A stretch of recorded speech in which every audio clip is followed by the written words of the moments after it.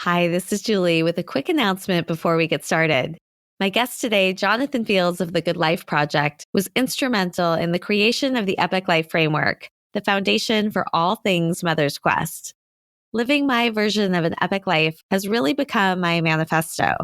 And having this as a guiding light has been so helpful to me that I wanted to support you to create your own.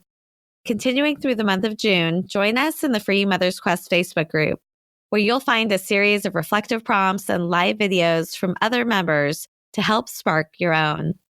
Create and share with the hashtag 1Minute Mom Manifesto before the end of the month, and you'll be entered into a giveaway to win fabulous prizes from Mother's Quest members.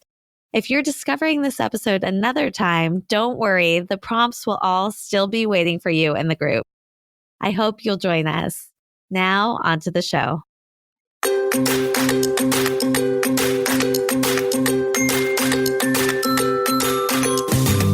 Hi, and welcome to Mother's Quest, a podcast for moms like me ready to live our own truly epic life.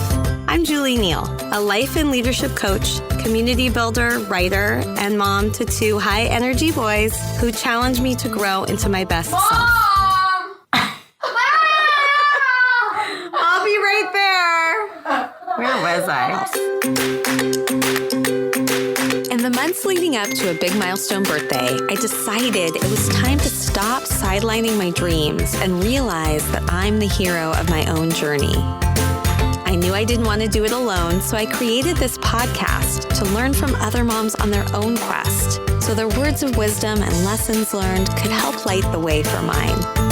I created this podcast for myself. Come along with me, and you'll find some treasures of your own.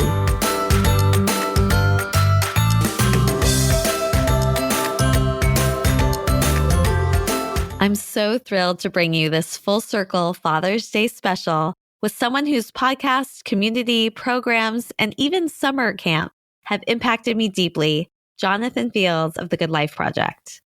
Each Father's Day, I interview one or two men for a change for the Mother's Quest podcast. So I recently asked on Facebook who in their wildest dreams my community members would most like to hear from. Jonathan's name came up again and again, alongside Dax Shepard and Obama.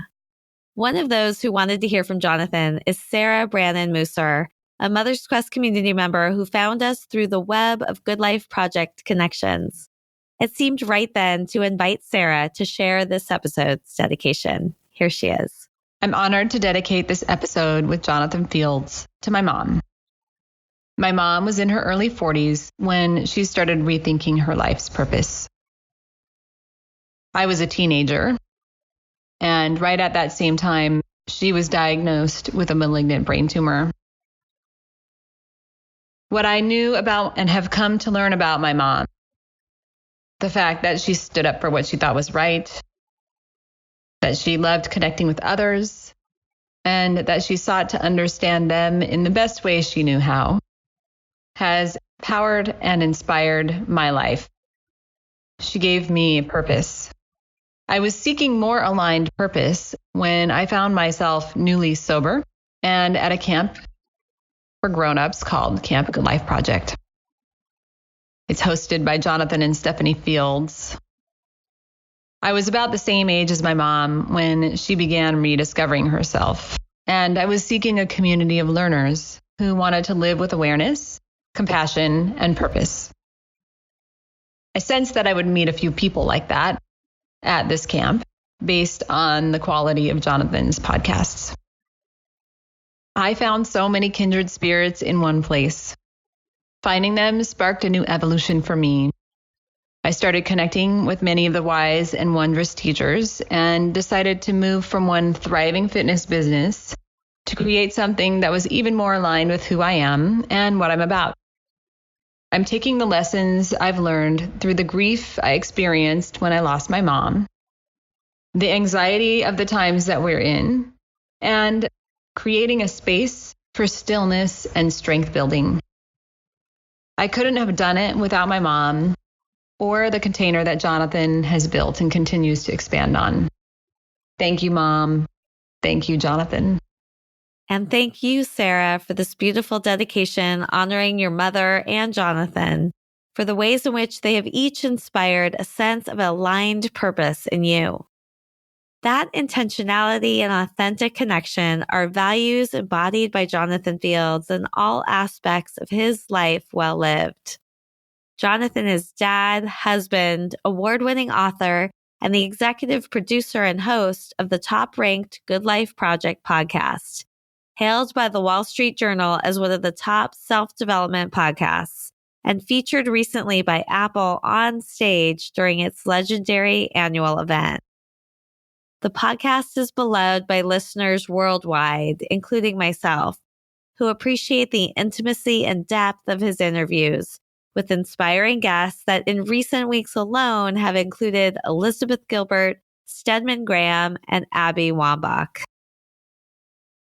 An innovator in the field of human potential, Jonathan is also the chief architect behind the world's first purpose archetypes, what he calls the Sparketypes.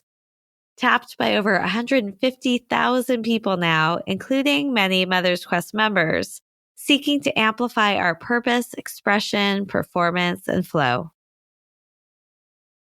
In this conversation, Jonathan and I went to all the deep, reflective places across every epic guidepost, talking about everything from our Sparketypes to the influence of his mother, a maker like himself, how he really feels about the hero's journey and living a good life, lessons we've learned about letting go of expectations with our children, and how to be creators but not to be defined by the things we create.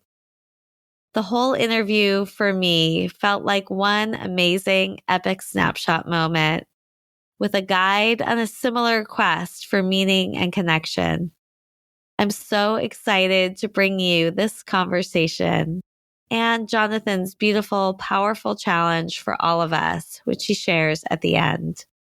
I'm Julie Neal, and this is Mother's Quest.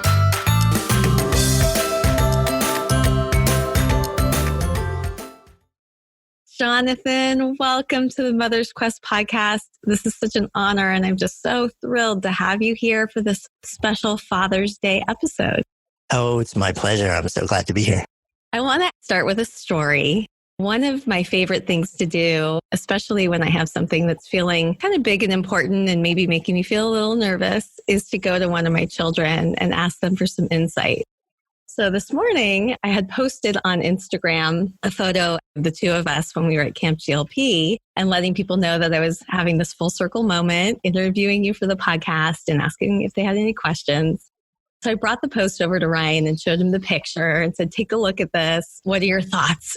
What advice, what words of wisdom do you have for me for today's interview?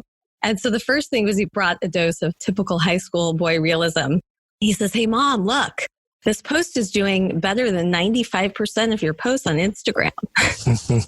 And then there was this, moment of silence. And he said, you have 22 likes. Maybe my Instagram following is not quite where his is yet. That's too funny. But then the next thing he said, I felt just right on target. He said, Mom, just bring your intent to the conversation. That sounds like a good thing for all of us to do all the time. Yeah. And it is something I typically do with my guests before we press record, but I wanted to bring this part to the recording itself and ask you, what is your intent in this conversation? I was joking that I've asked you to be on before and you've politely declined, but this time you said yes.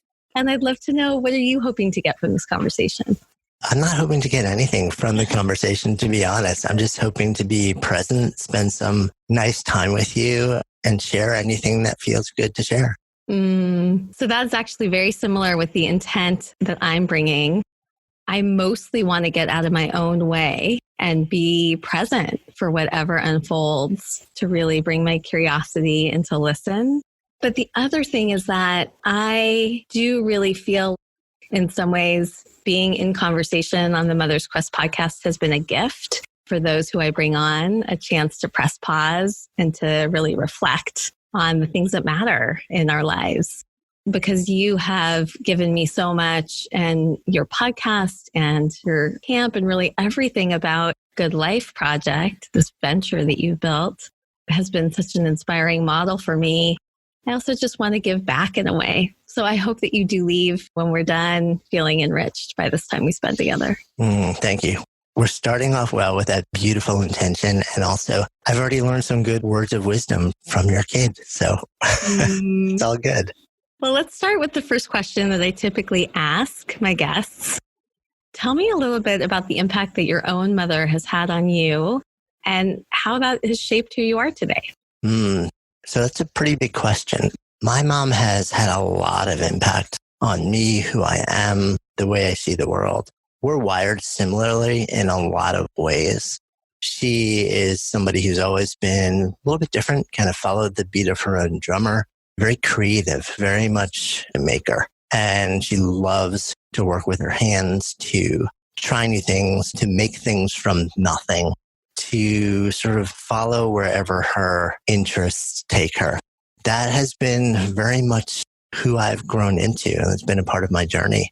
And to sort of see her give herself permission to actually to follow those threads, and encourage that in me too, rather than sort of overlaying some expectation about being more mainstream or less risky or, like having some prescribed path. I think that's also been really helpful in just giving me the lens on possibility that you can really craft the way you want to be in the world in the way that feels best to you. That's beautiful. What you're sharing are definitely elements of the life I've observed in you, the ways in which you follow your own interest and curiosity. I think I saw an article one of your friends posted yesterday in the New York Post about, the many career changes that you've had. And you mentioned that there are these threads of your life. Would you start a little bit with where you grew up and tell us how some of those threads have brought you to where you are now? Yeah. So I grew up in a town on Long Island, which is just outside of New York City. That town was a water town. If you've ever read The Great Gatsby, or if your listeners have read The Great Gatsby, the town of East Egg in The Great Gatsby was actually my town. The real name of the town is Port Washington. And it was a small egg-shaped peninsula on the North Shore of Long Island. I was a kid who was running around in the summer without shoes on, who was in the water a lot, went to the beach to sort of just smell the salt air. And that became sort of my place to be, to touch stone. That has always been a part of me. It was a fairly big town.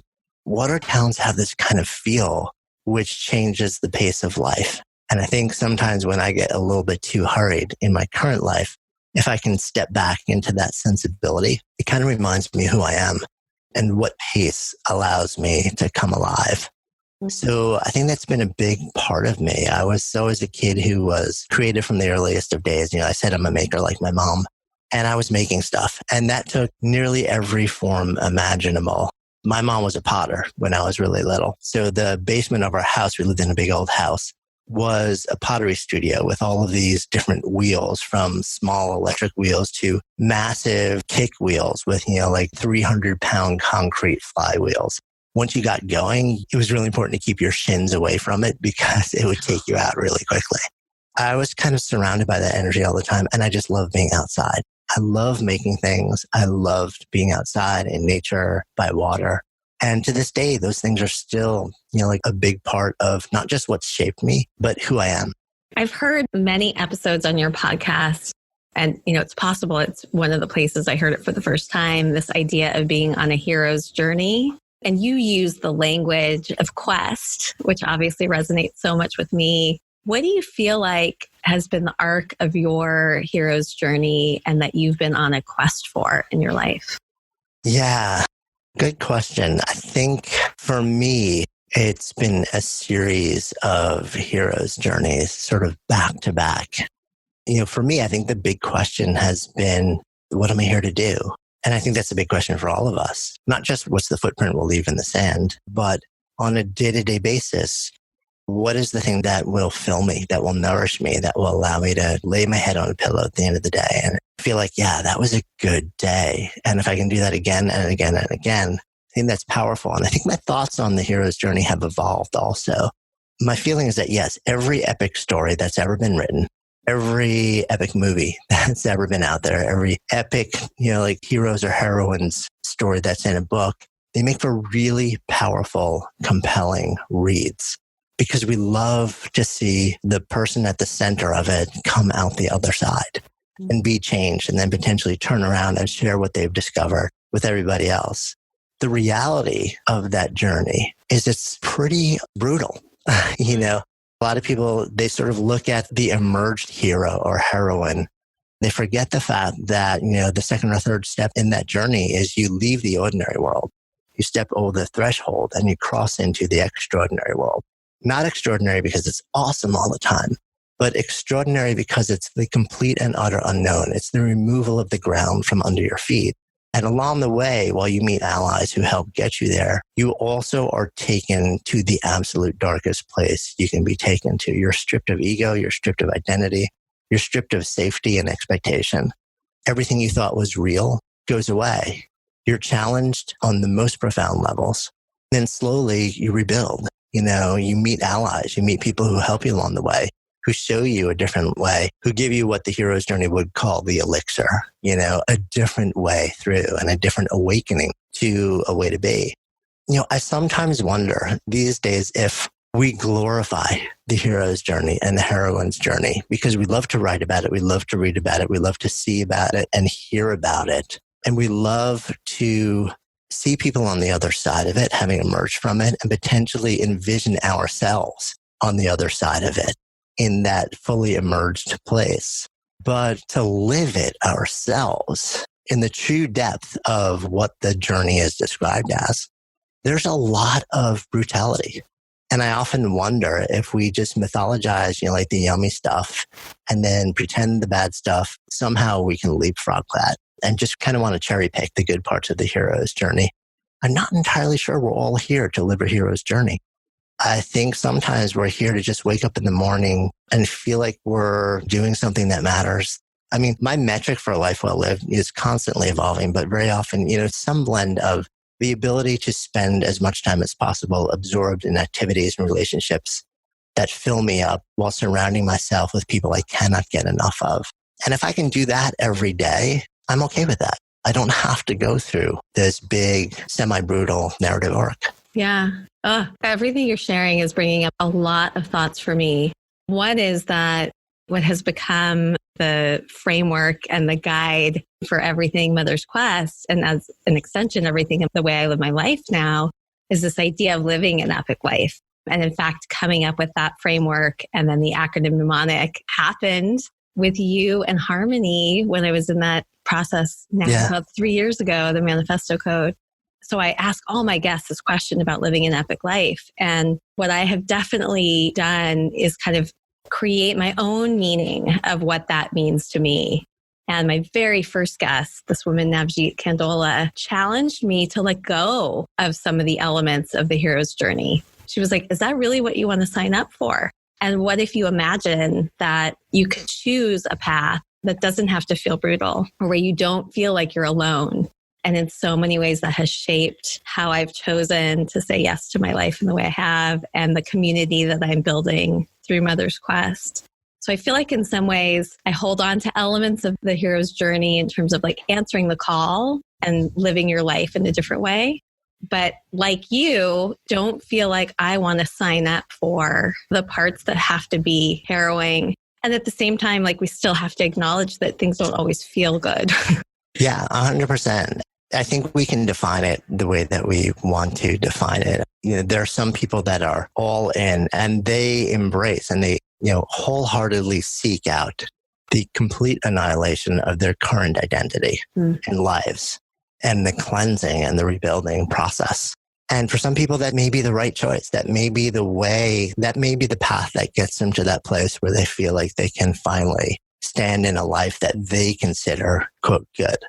But maybe, somebody's version of that is just waking up and painting and being of service to one person that they love, like going for a walk in the woods. Yeah. Maybe that's that person's journey, and maybe that's their version of heroism. Exactly. Under Mother's Quest, it says live your epic life. It's not live an epic life. And it is because of what you're saying that it looks so different for everybody. But I would love to use this time now to move into what I call the epic guideposts and to have you kind of try on some of the elements that I have felt are cornerstones of living a good or an epic life. Are you up for delving into Sure, let's do it. guideposts? Okay, great. Epic, of course, connotes this idea of like living a life that I often imagine like when we're maybe grandparents and sitting on a porch with our grandchildren, that we're talking about our lives and the stories of our lives. And it's filled with all the things that mattered most to us. And then also the mnemonic has these guideposts that I think are those things that matter so much. And the first one, E, stands for engaged. And it's about being engaged mindfully with our children, especially in those years when we're raising them. So I'd love to hear a little bit about, how you engage with your daughter, who I had the pleasure of meeting at Camp GLP last summer. What are the moments and sort of ways of being that you have found to be the most powerful in that relationship? Considering that she is just about done with high school and about to head off into her own big adventure, I think the overarching theme right now is I engage whatever way she wants me to engage or not engage, but we're close. We've always been very close. And I think because we see and experience the world very similarly, also we kind of speak the same language to each other. I've always believed that the most important thing that I can do is not sit down and have regular conversations about like the way the world is and how we should behave together, but just to be a certain way, to model whatever behavior, like I would love to see her explore, to share certain ideas or certain insights with her that have been really valuable to me in my life. Never saying this is how people should behave or you should behave, but just saying, hey, this is what's worked for me and this is what's crushed me. Mm-hmm. And I'm just going to share it with you. This is what I've learned from it. And maybe it's useful for you, maybe it's not, but the invitation is just to maybe try it on if and when it feels right. She's got a lot of maker in her also. So we will spend a fair amount of time kind of side by side creating things, more parallel playing than working on one thing together. That's a lot of the way that we'll spend time together also. As much as, we live in New York City, so she's a city kid. She's born, bred, raised in one of the biggest cities, one of the fastest cities in the world. That gets you used to a certain energy and pace. And also, at least in New York, because we have really phenomenal public transportation and kids don't necessarily go to school at the school that's in their neighborhood. Kids get self-reliant really fast because they're on subways and buses to all the different boroughs, hang out with their friends or to do activities. Part of my journey as a parent has been giving her space, has been knowing that when she's in 7th grade or 8th grade and she wants to go see a friend in Brooklyn and she's totally comfortable jumping on the subway to do it, that I may be freaking out inside, but I have to create space for her to start to live that adventure and succeed or fail and know that one way or another, it'll work out. We'll figure it out. So I'm also a big believer in not being too smothering and being very loving and very open and very accepting, but also just creating a lot of space for experimentation and growth. And that necessarily includes, probably a healthy dose of failure along the way too. Yeah. I had this incredible experience at Camp GLP. You had brought this, I don't even know what you were calling it, your recording studio in a van. Oh, right. Yeah. On the go. And you and I had a chance to talk a little bit about my relationship with my son. And I remember that the theme that we were connecting around in that conversation was about releasing expectation. I'm hearing some threads of that in what you're saying. Oh, yeah. I think that's so much of it, because we're at risk as parents of just overlaying everything that we want and everything that we don't want and everything that we've learned and trying to shortcut our kids' journey to happiness by installing it so they just have an easy, happy life. Yeah. Not realizing that easy is not necessarily happy, nor does it equip you with the skills that allow you to be resilient and truly flourish emotionally, physiologically, psychologically, either as a kid or as an adult. Yeah. Wow. That's a really powerful metaphor and so true about how we would like to just be able to install everything our kids need. And that is just not how it works. Yeah. I want to move to the next guidepost, but before I do, I also invited some members of my community to let me know if they had any questions for you. And one question related to this guidepost came from Ann Ferguson, who I got to meet at Camp GLP last summer. She came all the way from Switzerland. She wanted to know, what are some non-negotiables that you have and that maybe you and Stephanie, your wife, have together as parents with your daughter? And she was struck by the fact that you had made a conscious choice not to have Camp GLP this summer, knowing that your daughter was your last summer home. I'm trying to think if anything is truly 100% never versus just kind of feel strongly about, like the example you just raised was, we had this beautiful gathering where people came together for the better part of 4 days for 5 straight years, and it got bigger and bigger every year. And it was amazing. We had the most incredible community. And after 5 years, we decided that we were good. We were complete. And there were a lot of reasons that we shared with our community. But, one of them was we have one child and she is going off to college and we're all really close. And we kind of had one chance to do this summer and to do this transition as right as we can, knowing we're still going to screw up a lot of it. But one thing that I think was really important to both of us, and maybe this is a bit of a non-negotiable, is that we both tend to choose the ability to be present and engaged in our daughter's life over a lot of other potential opportunities and possibilities. So I think presence, presence in her life is a really important thing for us. So we have said no to a lot of things. We have stopped doing different things. We've walked away from different opportunities in the name of being able to spend more time, more energy just with her, because we know it's fleeting. You just don't know.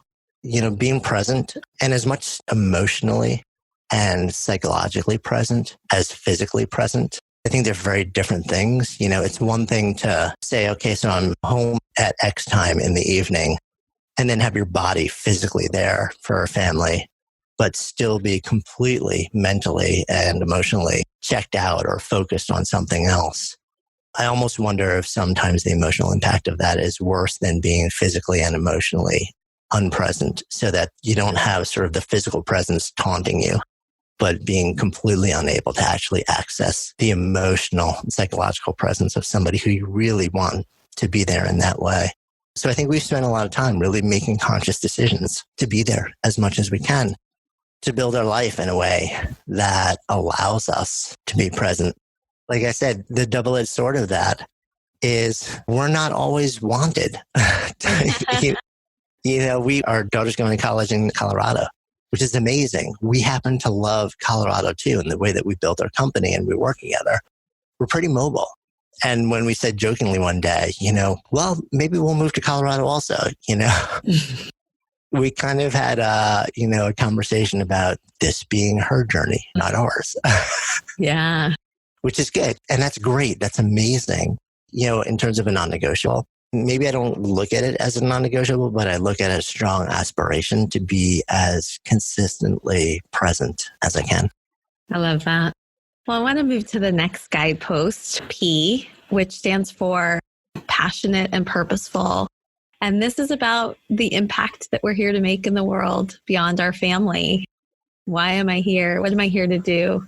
So I'd love to hear more about, what you've been learning about your own purpose and the ways in which you are bringing your purpose forward in your work today. Yeah, it's such an interesting exploration, something that I've certainly been spending a lot of time thinking about and exploring over the last few years. And I have a really mixed relationship with the word purpose. It's such a loaded term, and there's so many assumptions packed into it. It's so susceptible to misinterpretations. And then when you add things like life purpose, things get really screwy. There is research around purpose. What the research shows is that when we have a sense of purpose, a sense of reason for being, that in general, we tend to be more fulfilled. We tend to be more persistently happy, that we enjoy our lives more.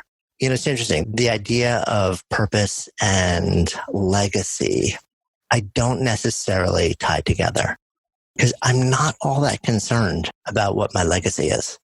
I kind of feel like my legacy is just going to be the net impact of a whole bunch of days spent as well as I could spend them.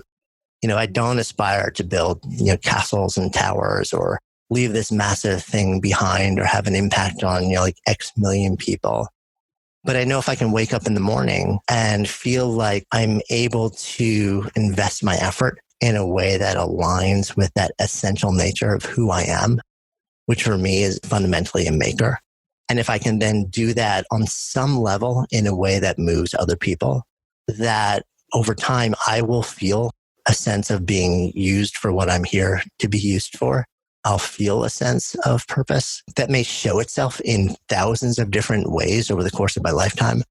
It may result in books and companies and bodies of work and experiences, whatever it may be. I'm less concerned about what I'm leaving behind and more just about waking up in the morning, investing my energies in a way that aligns with the essence of who I am. I feel like the rest will figure itself out. Yeah. One of the things that I so appreciate about you, and the reason why I feel like what you've created has been a model for me, is that you do seem so authentically you in this very down to earth, grounded way. It gave me permission to feel like I could step into this idea of being a podcaster or being an entrepreneur in my own way and still be me. And the other thing that has given me this tremendous sense of empowerment about showing up in my own purpose in the best definition of the term has been the Sparketype assessment that you've created. Figuring out, doing the assessment and getting the results back and seeing, oh, I'm a primary advisor, but I'm also a maven. I think it was the maven in particular that just answered so many questions for me because I am constantly wanting to learn. I'm always following my curiosity to see it interconnected with the other part of who I am, which is about helping other people get clear about themselves and their lives. Really felt like it solved a piece of the puzzle for me. Oh, I'm so glad to hear that. It's been just really fun to see how that body of work has been received. And it's still so young. It's still so new. There's still so much to investigate and develop around it. But to see the responses, to see the validation of, what started out as just my own observations over a lot of years, it's been really neat. So I love that it's helped you in some meaningful way. Tell me a little bit about what your plans are for bringing it forward. What are some ways that those of us who have appreciated the Sparketype may look to it deepening in our lives? Yeah, the plans are to figure out what the plans are. We're doing some, what we would call phase 2 insight surveys right now. We can start understanding the data on a much deeper, more nuanced level and really understand what's working, what's not working, what's it telling us, what's it telling people. How can we find some really interesting associations or correlations that will allow us to share bigger, better, more accurate insights and potentially create better tools? We spent a year developing and building the assessment last year, but it's only kind of been, quote, in the wild for about 6 months now. So it's really young. It's been adopted at astonishing speed. The number of people who completed the assessment is kind of mind-blowing. We didn't really see coming. How many has it been now? Well over 150,000. Wow. Yeah, it's kind of crazy.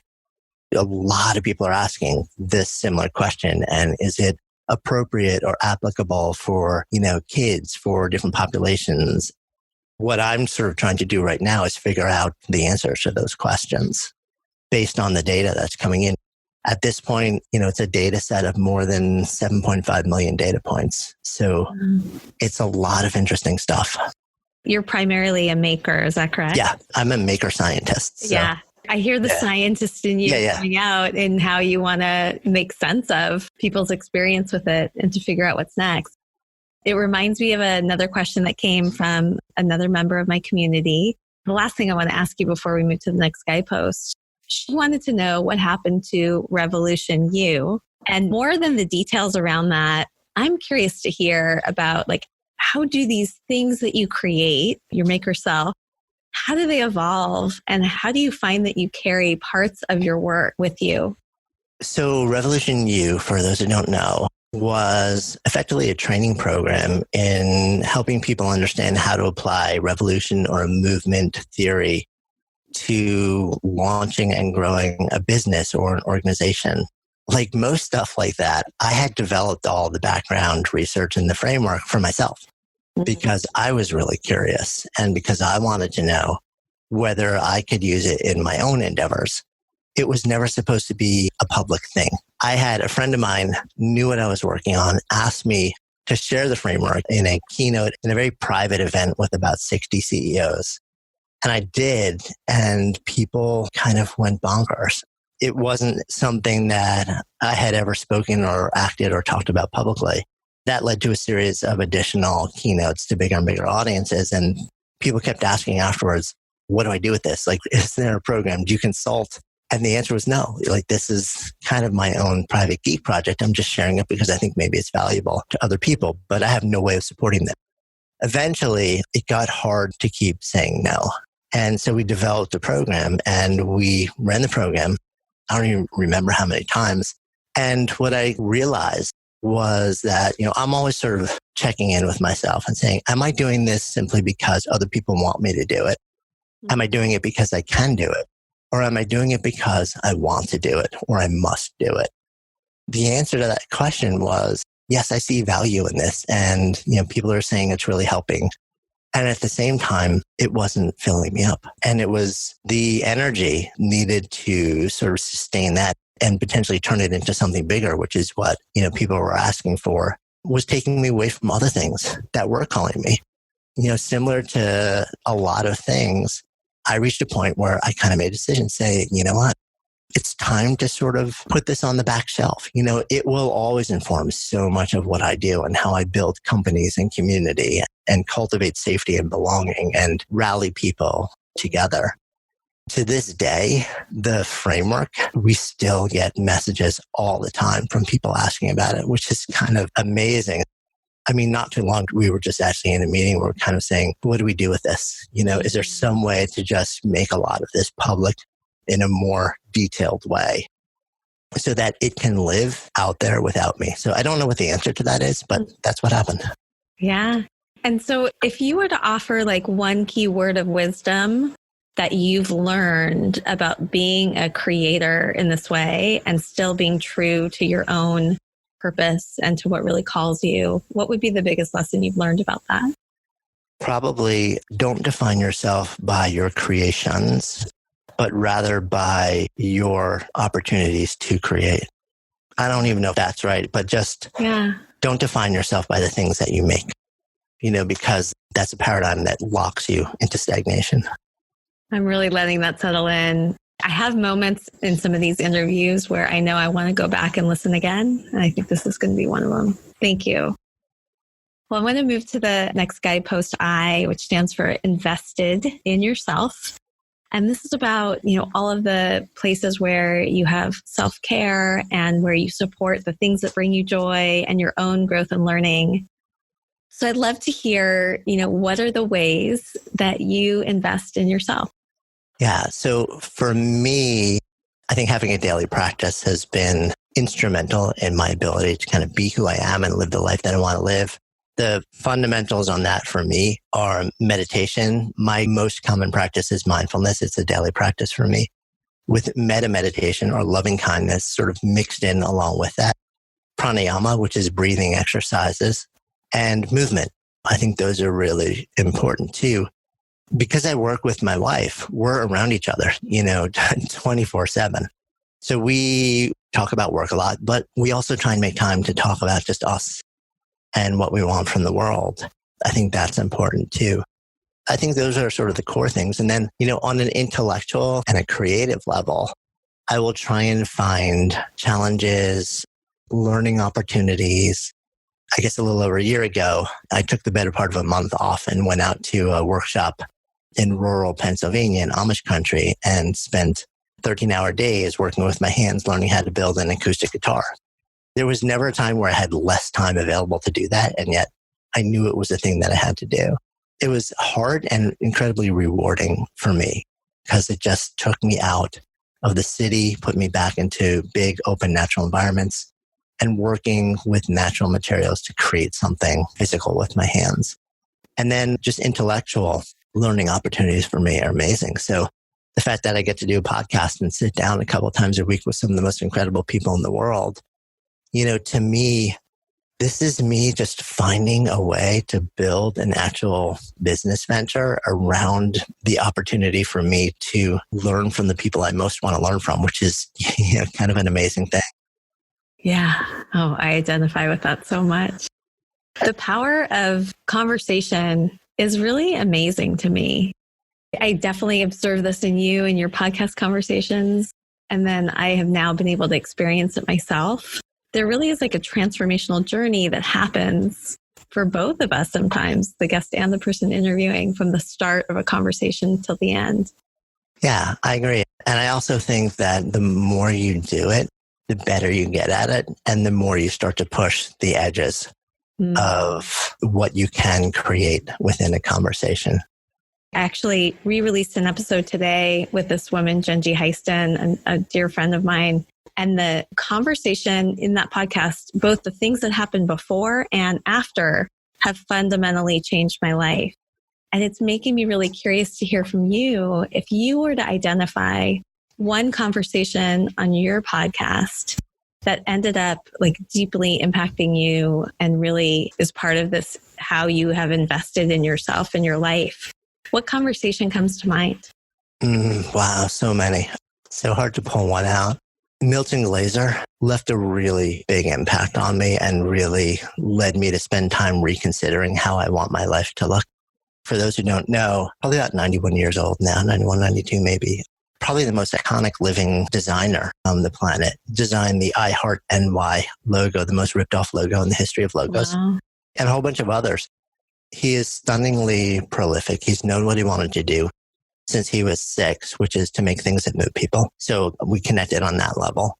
And he's done it ever since then. And he's allowed the shape and the form to morph and change over time. Instead of starting a giant agency, he has kept to a small studio format and picked only the work that he wants to do for his entire career.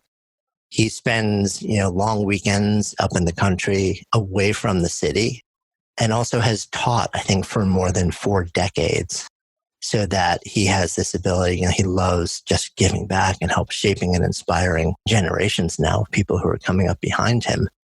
And I just looked at the way that he had chosen, like the deliberate choices he had made in how he's living in life. And I was like, wow, it just really resonated with me. I want to move to the last guidepost, C, which stands for connected to a strong support network. And this is about our relationships with our partners and family and friends and colleagues that remind us that we don't have to be on this journey by ourselves. What would you say is the biggest thing you've learned in your life about how to nurture and build those connections? I'd probably say first, have them. People are everything at the end of the day. We need to feel a sense of belonging. We need to feel cared for and that we are capable of caring for others and it's being received. I think for me, first is just understanding how critically important this thing is. Then getting really clear on who you are and what your values are and what your interests are. Then being intentional about finding or inviting people into your life who share similar values and fill you and nourish you, sort of pruning the relationships that don't. The one sort of like advisory or proviso there is that I'm not talking about surrounding yourself with people who are homogenous. I think that's a huge stumbling point. We talk about, find people who see the world the same as you, who have the same values, the same missions, the same lens, the same background.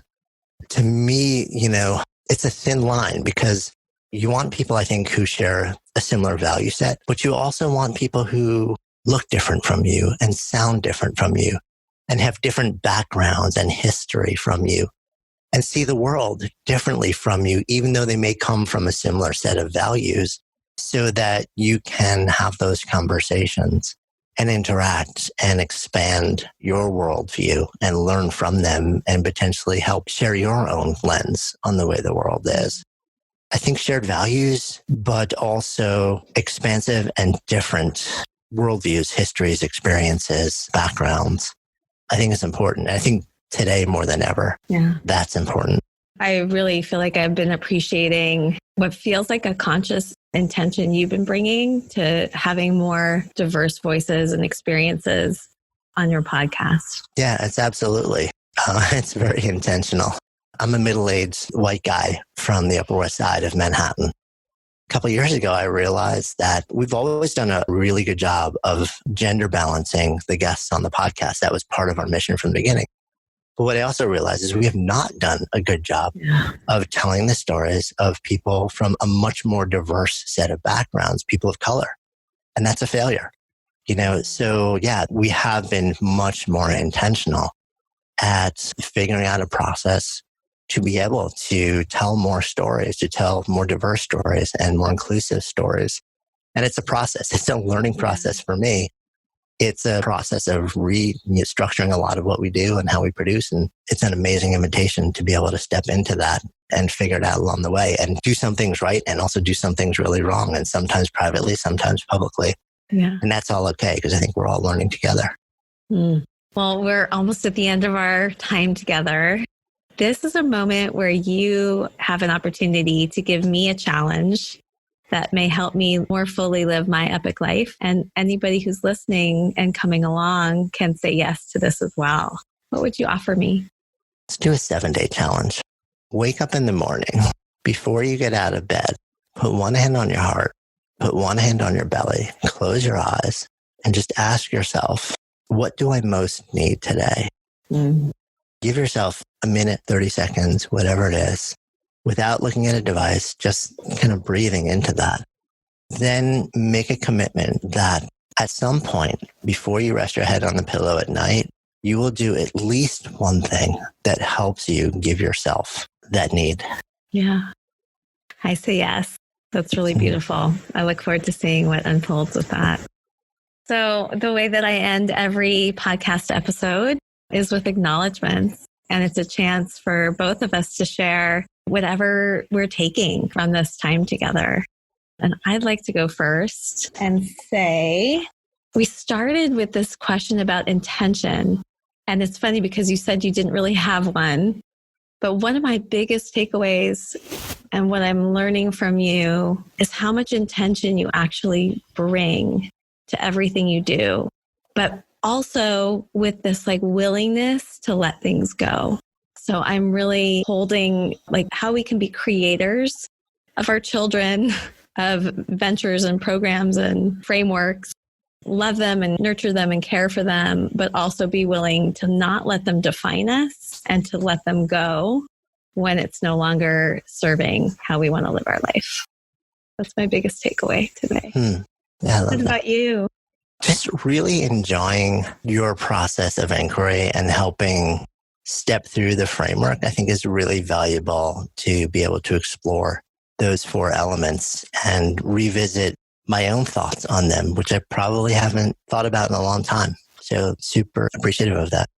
Well, Jonathan, thank you so much for all of the ways that you live your life and share it with others. I hope you know when you were talking about legacy, I think about the ripple effects of something as potentially simple as a conversation. I know that the conversations that you've had, the ones that I listened to that were the first podcast episodes I ever heard, absolutely planted the seeds for every part of the journey that I'm on now. And I know that the conversations I have on my podcast are having ripple effects that I don't even know all of the impact of. Even though that's not the most important thing to you, I just want you to trust and know that you are having a lasting impact. Thank you.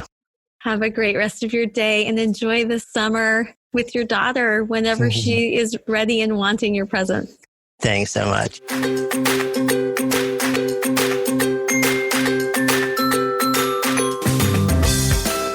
Thank you so much for coming along with me on this episode of the Mother's Quest podcast. I hope this conversation sparked something that will help you live your epic life.